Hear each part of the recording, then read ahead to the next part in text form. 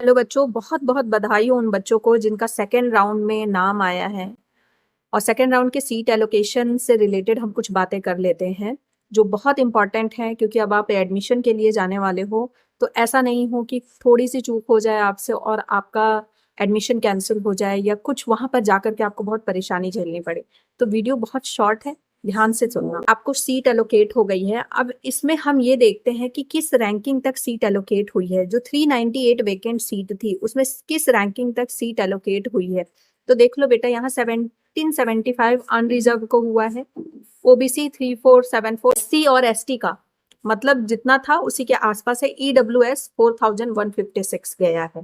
ठीक है, तो अब ओपन राउंड में जिनका भी चांसेस है, ओपन राउंड होगा भी या नहीं होगा, और किन बच्चों को ओपन राउंड के लिए वेट करना चाहिए या कहीं और एडमिशन ले लेना चाहिए। तो बेटा, ओपन राउंड में अगर आप अनरिजर्व कैटेगरी के हो, अगर अनरिजर्व में आपका 2500 टू 2700 है तो आप वेट करो। अगर ओबीसी में आपका 3500 तक है तो वेट करो, लेकिन चूंकि ये बहुत ज्यादा फ्लक्चुएट हो रहा है तो आप 3700 तक इसको मान सकते हो। एससी का बहुत ज्यादा नहीं जाएगा, 9,500 से 10 तक जाएगा, और इसका जाएगा मतलब 14,000 से 15,000 तक का अगर आ रहा है तो आप मान के चलो। ठीक है, और इनका जाएगा 4500 तक।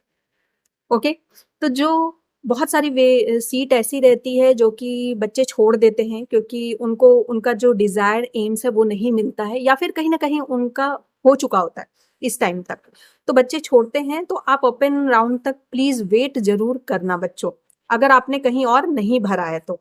अब आपको क्या क्या ले करके जाना, अगर आपका सिलेक्शन हो गया है तो जरूर बताना कि आपको मिला कि नहीं, आपका जो डिजायर्ड एम्स था वो मिला कि नहीं।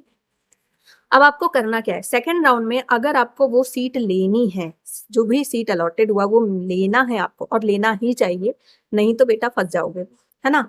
तो यहाँ आपके पास क्या ऑप्शन है। सबसे पहले क्या करना है, amsexam.ac.in पे जाना है और वहां पर जाकर के सीट एक्सेप्टिंग ऑप्शन जो है वो आपको चूज कर लेना है। कब? 7 अगस्त 5 बजे तक आपको इसमें जाकर के सीट एक्सेप्ट ऑप्शन पे चूज कर लेना है। वो कैसे चूज करोगे, अपना यूजर आईडी पासवर्ड वगैरह डालोगे, जैसे जैसे आपने सब कुछ सीट अलॉटमेंट लेटर जैसे ऑफर लेटर डाउनलोड करोगे ना, वहीं पे आपको मिल जाएगा। तो एक्सेप्ट कर लेना है आपको। अगर आप फेल होते हो, सीट एक्सेप्टिंग ऑप्शन को नहीं चूज करते हो, तो बेटा कैंसिल हो जाएगा। तब फिर आपका ये जो सीट है वो कैंसिल हो जाएगा और आपको 1 लाख रुपीज भरना पड़ सकता है। ठीक है, option A accept allotted seat, accept कर लिया तो आपको क्या करना है, 7 तारीख तक 5 बजे, ठीक है, 7 तारीख तक 5 बजे तक आपको क्या करना है, एक्सेप्ट सैटरडे संडे। सैटरडे 1 बजे तक खुला रहेगा, संडे तो हॉलीडे रहेगा और कोई हॉलीडे है तो जितनी जल्दी हो सके आपको ऑफर लेटर डाउनलोड कर लेना है। Offer letter, seat allocation letter, slip वगैरह सब कुछ डाउनलोड करके डिमांड ड्राफ्ट 1 लाख का। किसको डिमांड ड्राफ्ट बनाना है 1 लाख का? हर किसी को नहीं बनाना है, जिसके पास बेटा, जिसके पास डॉक्यूमेंट नहीं है सिर्फ उन्हीं को डिमांड ड्राफ्ट बनाना है 1 लाख रुपीज का। किस नेम पे? AIIMS mains grant payable at Ansari Nagar New Delhi, इसके नाम पे। और जैसे ही आप अपने सारे सर्टिफिकेट दे दोगे ना, अपने ओरिजिनल सर्टिफिकेट यहाँ पे लगते हैं, तो ओरिजिनल सर्टिफिकेट जैसे ही दे दोगे तो आपको 1 लाख रुपीज वापस हो जाएगा। लेकिन जिनके पास ओरिजिनल सर्टिफिकेट है उनको देने की जरूरत है नहीं, उनको डीडी बनाने की जरूरत नहीं है। ठीक है, तो ओरिजिनल सर्टिफिकेट सारे आपके पास होने चाहिए। पासपोर्ट साइज फोटो जो है आपका न्यू जो क्लिक्ड है वो 8-10 लेकर के जाना, और साथ में ओरिजिनल डॉक्यूमेंट के साथ साथ फोटो कॉपीज भी लेकर के जाना दो। और याद रखना, ओरिजिनल डॉक्यूमेंट तुम वहां जमा कर रहे हो तो बाद में कहीं भी तुम ओरिजिनल डॉक्यूमेंट नहीं दिखा पाओगे। तो 5-6 कॉपी ओरिजिनल डॉक्यूमेंट की अपने पास रख लेना, डिजी लॉकर में रख लेना, सो दैट मान लो कहीं तुम बीच में कहीं जॉब करते हो या कुछ भी, कहीं कुछ आधार कार्ड बनवाना है या कुछ भी लाइसेंस वगैरह बनाना है तो आपको जरूरत तो पड़ेगी आपके डॉक्यूमेंट की। तब कहाँ से लाओगे? वहां मिलेगा नहीं फिर आपको बेटा एम्स का। ठीक है, एम्स आपके ओरिजिनल डॉक्यूमेंट को रख लेगी तो नहीं मिलेगा, तो आप अपने पास फोटो कॉपीज वगैरह निकलवा के रख लेना। So in the event candidate who has exercise, और अगर मान लो तुम नहीं पहुंचते हो वहां पर, किसी और को भेज देते हो, नहीं पहुंचते हो, तो वो तुम्हारा कैंसिल माना जाएगा कि वो जो तुम्हारा सीट है तुमको नहीं मिलेगा, किसी और को मिलेगा।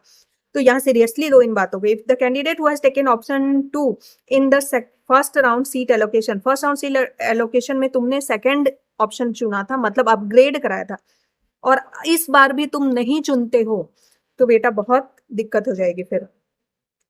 Second round seat allotment denied to join upgraded seat not reported, तो आपको 1 लाख रुपए भरना ही पड़ेगा। ऐसे बच्चों को तो बिल्कुल भरना पड़ेगा जिन्होंने फर्स्ट राउंड को भी रिजेक्ट कर दिया था, अपग्रेड करा, आप सेकंड राउंड वाला भी मना कर रहे हो, तो आपको 1 लाख रुपए भरना ही पड़ेगा। ठीक है।